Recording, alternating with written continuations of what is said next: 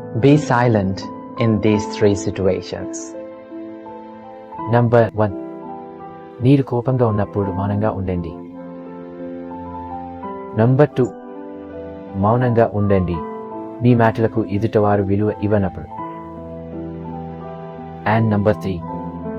మీరు ఎదుటివారిని అర్థం చేసుకోవాలి అనుకున్నప్పుడు మౌనంగా ఉండండి. You know, I don't think people would believe it, but I think it's self-taught. నా దృష్టిలో కాన్ఫిడెన్స్ అనేది పుట్టుకతో వచ్చేది కాదు. కాన్ఫిడెన్స్ ఒక నైపుణ్యం అని నేను భావిస్తున్నాను. పెరిగే రోజుల్లో నాకు కాన్ఫిడెన్స్ లేదు. చిన్నతనంలో ఉన్నప్పుడు నాకు చాలా తక్కువ ఆత్మ గౌరవం ఉండేది. టీనేజర్ గా నేను అసహజంగా ఉండేదాన్ని. నేను అమెరికాలో నివసించాను. నాకు ఇండియన్ గా ఉన్నందుకు సిగ్గుపడేలా చేసేవారు.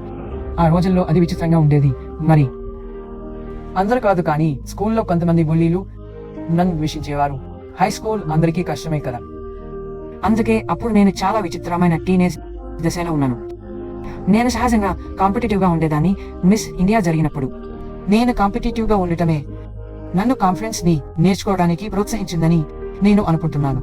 Your time is limited. కాబట్టి ఇతరుల జీవితాన్ని జీవించి వృధా చేసుకోకండి. మూఢనమ్మకాలకు లొంగిపోకండి. అంటే ఇతరుల ఆలోచనల ఫలితాలతో జీవించడం. ఇతరుల అభిప్రాయాల శబ్దాలతో మీ ఇన్నర్ వాయిస్ ని మూగబోయనివ్వకండి.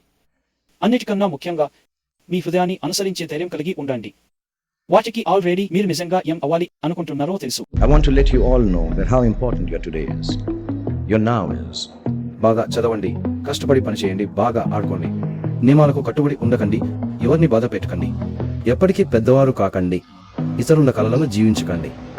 తప్పు చేసినా పర్వాలేదని గుర్తుంచుకోండి. ఎన్నిసార్లు విఫలమైన నిరాశ చెందిన ఈ ప్రపంచం మీకు వ్యతిరేకంగా అనిపించిన బాబ్ మార్లే మాటలో చెప్పాలంటే చివరికి everything is gonna be alright.